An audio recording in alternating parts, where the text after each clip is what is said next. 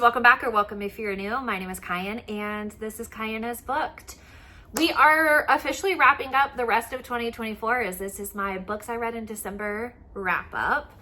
I read a total of 19 books, but I feel like I'm missing a few off this list, but we're only going to talk about the 19 that I actually logged into my notes app, even though I know that number is probably a little bit higher. I'm not sure what I'm missing, and I'm not sure what I didn't put down here, but neither here nor there. So we're gonna run it through. Definitely not the best reading month, but also too, I am on winter break right now. I'm actually filming this the day before I go back from winter break, and I had a really great time. I got a lot of things done. I spent some time with my family, and really that's like what's important to me in December. I would have liked to read more books, but also too at the same time, I became obsessed with watching Cold Case. So like the show from, was it 2001, 2002, about like obviously cold cases. I just become obsessed with watching it, and my reading time definitely dwindled because of it. But don't worry guys, we're back. So let's talk about December. We're gonna kick it off in a really fun, really great way by talking about Lights Out by Nevessa Allen. So this is the first book in the Into Darkness series. I think it's gonna be a series because it looks like there's a second book coming out. So this is a probably smut edition, and when I got it, I had no idea what this was. I wasn't connecting it with the original cover that I had seen like all over Instagram. So I was like, I don't even really want this one, like, and I just put it in my closet. And then this is actually gonna be featured in a vlog that's going live this week on my channel. My friend Jody was like, hey, like I'm gonna put this on a TBR for you to read, because I asked her to put a TBR together for me. So Books to Choose is my TBR video is coming here soon, and this was the first book that I picked up from it. I loved it. It's mass talk in a book format. So he is a thirst trapper, or like a mass talk person, and he posts thirst traps and all that kind of stuff. And she's like basically his #1 fan. She works in the trauma ER. Really just needs a way to kind of like decompress after work and after everything that she goes through. So she comments and like interacts with his content, and he realizes that he kind of sort of has a crush on her because he knows who she is in real life. And so he kind of breaks into her house, but it's like a cute break-in, and they kind of start to form this like really cute relationship. And yeah, I do hear that the audiobook is really cool because like when he's wearing the mask, like in the audiobook, it auto-tunes his voice as well. So I'll definitely have to re-listen to that. But I had a really like fun, goofy time with this. I gave it 5 stars, and I would definitely reread it. I'm hoping they do the second book as well, because I would love to have like 2 special editions of it. But next up, I read Twisted Selection, which is the first book in the Edgewood Academy Elites series. So this is like secret society. So she moves back to this small town that's run by the secret society, not realizing that she is going to be entered into, the trial in order to marry the 4 heirs, and like the heirs have to marry the same person and then continue the bloodline with whomever it is that they marry. So it's this like really convoluted, twisted selection, if you will. So I gave this book and then Ruthless Rejection, which is the second book in the series, 4 stars each. I really enjoyed it. It's definitely like bully, secret society. There are a lot of like just secrets in general that like slowly start to come out. And it's definitely something that I'm interested in finishing. I'm book 4, I think is where I am.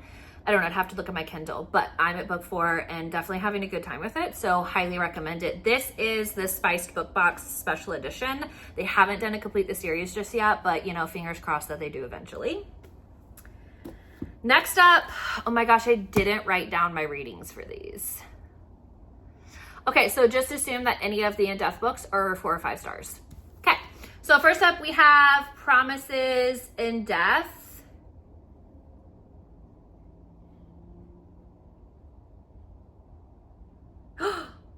Oh my gosh, I'm sorry, I'm just reading the back. It's an excerpt. So this is it. I gave this one for sure 5 stars.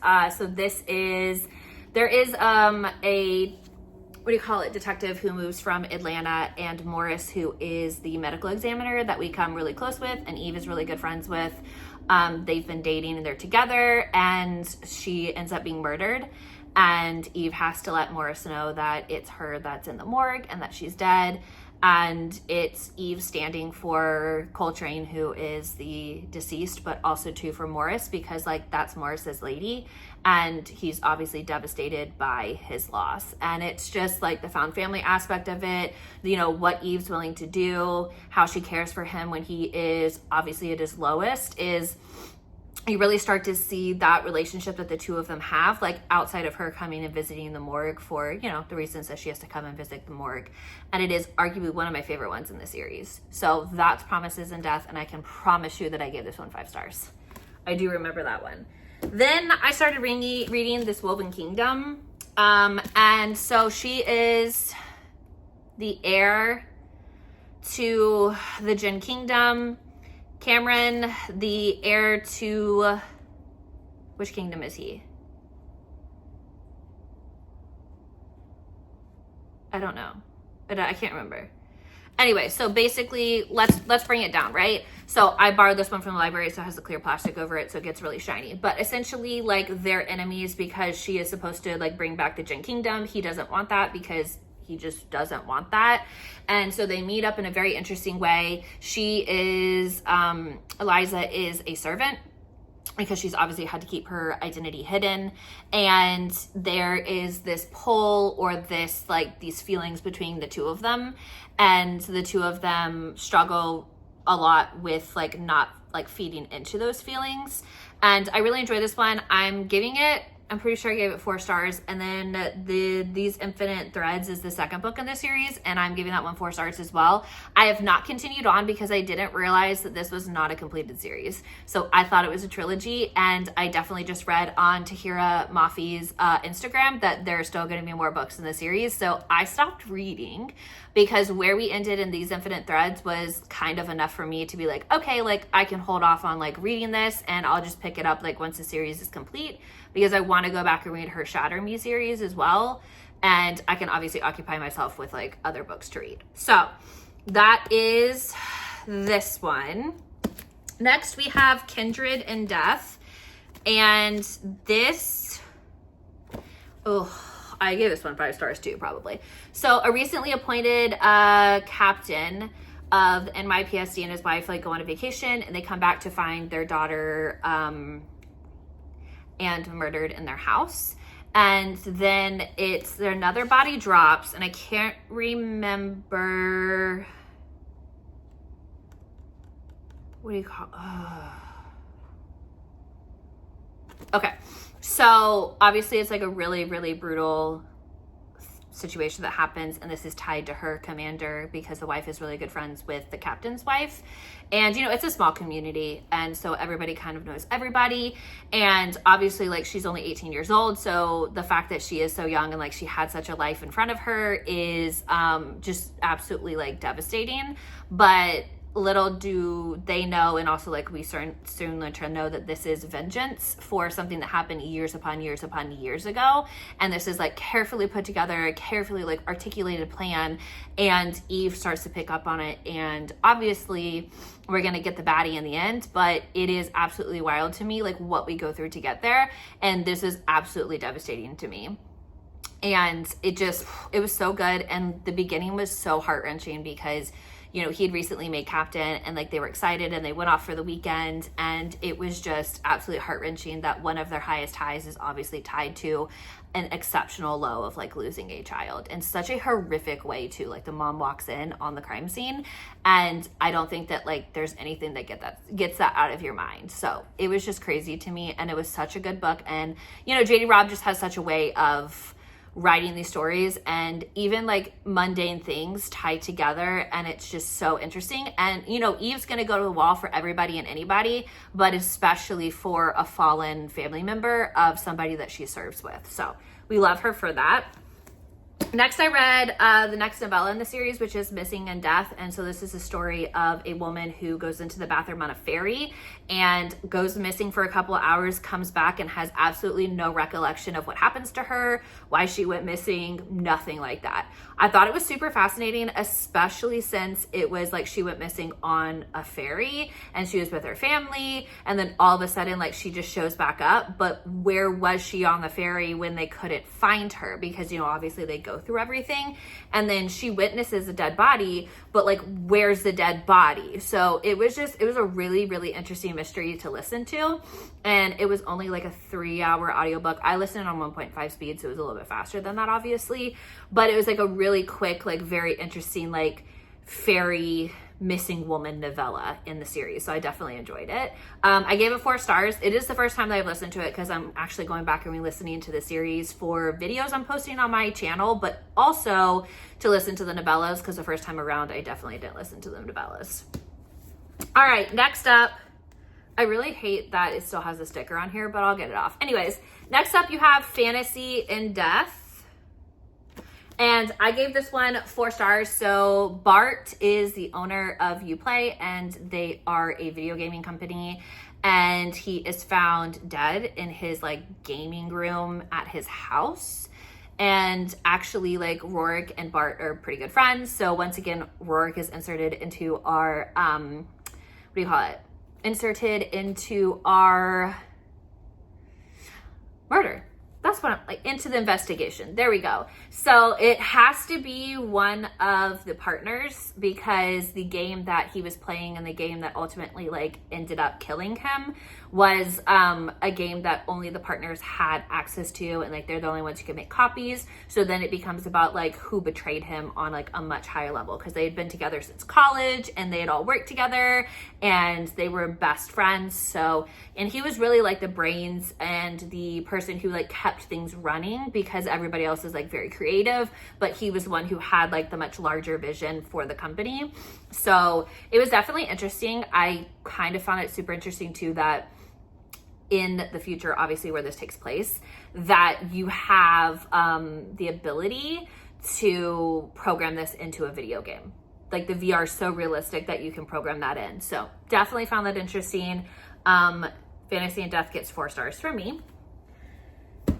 All right, next up, I read One Dark Window by Rachel Gillig and then Two Twisted Crowns. I gave both of them 5 stars. Who am I? 5 stars. These are going to be featured in a vlog that I'm posting later this week. Jody put together a TBR for me. So lights out this one, but I went ahead and read this one, and then another book are featured in that one. But this follows Elspeth, and essentially what happens is Magic is confined to like these cards, these trading cards, and she touches a nightmare card very early on in her life, and she refers to it as a nightmare, but essentially she shares her brain and her body with something else, and she has been able to block him for like a really long period of time, for like years upon years upon years, but every time she uses the magic or every time she interacts with them, like she has to give something back to him.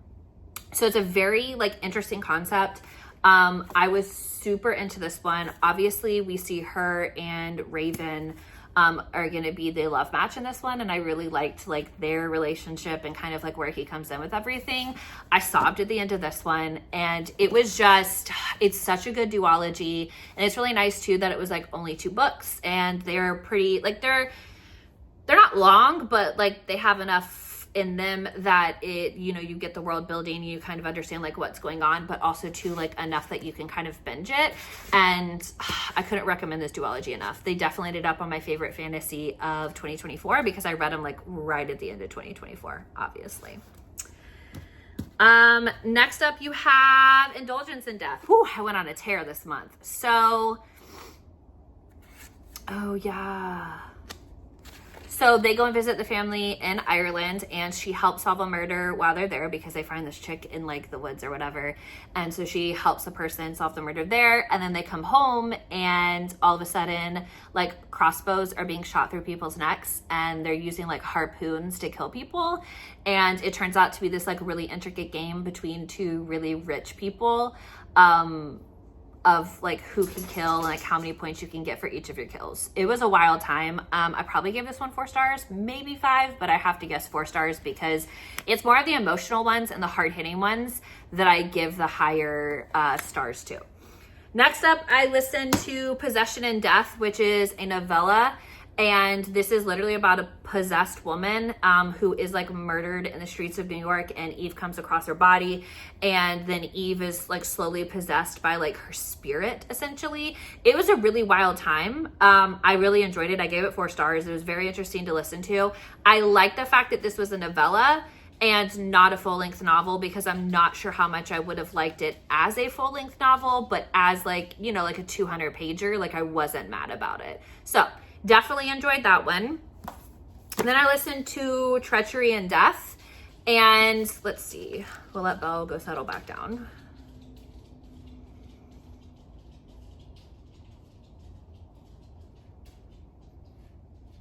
Ooh, I don't know how I didn't remember this one. So, hi.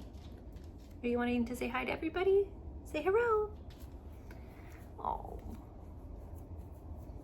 Say hi. Okay, go lay down. I gotta finish. Okay, so Treachery and Death is actually Peabody stumbles upon these cops who have essentially gone rogue, and they're a part of, are they the narcotics group? I don't know. Either way, Oberman is a leader, and Peabody, her partner, overhears them talking about the fact that they are stealing money, and there's all these types of murders happening, and how they've like taken care of the situations. And this is Eve and Peabody essentially taking down her operation within the NYPSD. Definitely gave this one 5 stars. It was a wild time. I love a good like conspiracy within a conspiracy, and the fact that like Peabody was the main person kind of driving this was also a wild time. So definitely give this one 5 stars. Next up, I read Blood Oath, Shadow Heart by Morgan B. Lee. So this follows, it's really hard to explain their houses, and I don't know how to intellectually explain this. Okay, so she is sent to this elite academy, and she's gonna be like a tether essentially. So she's gonna hold together like this group of like extremely magical people, like people who have like magical capabilities, and they're gonna be able to go out and be able to take care of the people who need to be taken care of from a deeper level. So while this is happening, like obviously there's a lot of twists and turns in this one, and she kind of ends up being somebody that none of the guys expect. However, she does end up matching with, in all 4 of the houses, the strongest one of each of the groups, and they become like a quintet to essentially be feared. And a quintet to essentially be feared. Actually, I know one of the books I am missing. I finished the 3rd book. Okay, so I'll pop all 3 of them up. We are on a pretty intense cliffhanger on the 3rd book. The next one comes out in April. So this follows like this specific group, and kind of, she tries to push them away because she knows like what she's setting them up for, and it's not in their minds like what they believe they need to be set up for. So, definitely going knowing that like she doesn't believe in the fated aspect of this, and she tries to push them away, and so that's that one. Then I read Burn by Heather Long, and this is the first book in the Blood Brothers series. I have been definitely anticipating her starting the series. So it follows Blake Blessing's series. So this is the twin sister of the female main character in that series. And I've been really excited to read about this one. So this is about Grace, and she gets kidnapped, and then she's rescued, but she's not able to go away from her kidnappers because like she's seen too much, but also to like they continue to come after her over and over and over again. So they know that there's something about her that the kidnappers want, but they haven't been able to figure it out yet, right? And obviously these 4 guys, we meet them in the 82nd Street Vandal series, so I have been anticipating getting to know more about them. And these 4 gentlemen are going to end up in her harem, because this is going to be a why choose. So I'm super excited to see where this goes. The next book is going to be Lure, and I don't know when that's going to come out. I think it's slated for April, but it's probably going to come out earlier. But I'm so excited for this. 5 stars to this. I literally cannot wait to see more of my man Voodoo, and of course, like Alphabet, honorable mention. And then Bones, Voodoo and Bones are going to be my men in this series, and Heather's obviously already said that as well, because like they're just written for me, you know? So that's Burn. I definitely recommend it.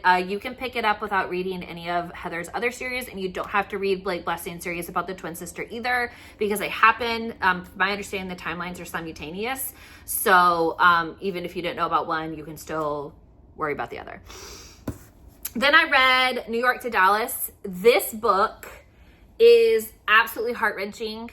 It takes her back to Dallas, where she has to face like where she murdered her dad and where she started off at 8 years old. And it has really horrific memories for her. And she's going up against somebody that she's already put into prison, but he was able to get out. And he goes back to Dallas knowing that she doesn't have any of the backup that she normally has. Like, he's just a horrible person. McQueen's a horrible person. And he likes underage girls. So like, he should have died in prison already. Anyways, but there's so much that Dallas has to go up against, that Eve has to go up against in this book specifically, that I actually waited a couple of days before I started the audio of this one, because it is very gut-wrenching, and it does bring up so many of the triggers. Like, we're used to her having nightmares, and we're used to her kind of like reliving the fact that like she had a horrific childhood, but the confrontation of it is crazy. Like, that's all I'm gonna say. And then I ended the year with Celebrity in Death. So last month I talked about Origin in Death, and Nadine, who is the reporter and really good friends with Eve, wrote a book about the Icove case, which was the case about like human cloning. And Celebrity in Death is the book about where they are filming the movie based off of the book, based off of the case that Eve worked. So one of the people, actually the person who was playing Peabody in the film, is murdered. And then we have to kind of go through and figure out, okay, but like, who murdered her? Why was she murdered? And then it kind of opens up like a 40-year long murdering spree that somebody has been on. And it is absolutely crazy. And like I said, I've read this series and I've listened to this series before, but I could not tell you when I was listening to this book who did it. I had no clue. And so we get to the end, I'm like, oh my God, yeah, that did happen. Like, so it's almost like I'm re-listening to it for the first time, because when I went to go code this in on my Goodreads, I read this back in 2022, and apparently 2 years, didn't remember. But one of my favorite scenes in the series is actually in this book. So I very much liked it. So this was the last book that I ended 2024 off on, and you will see that I started 2025 off with an in-depth book as well. All right, friends, that is the final wrap up for 2024. I hope you found some new books. If we have some that overlapped, please let me know in the comment section below. You know I love gossiping about books. I hope you love seeing Belle, because she loves standing up and walking around in my videos. So we got to give her moment. And as always, if you haven't subscribed to the channel, please do, because I love having new book besties. And I will catch you in the next video, friends. Bye.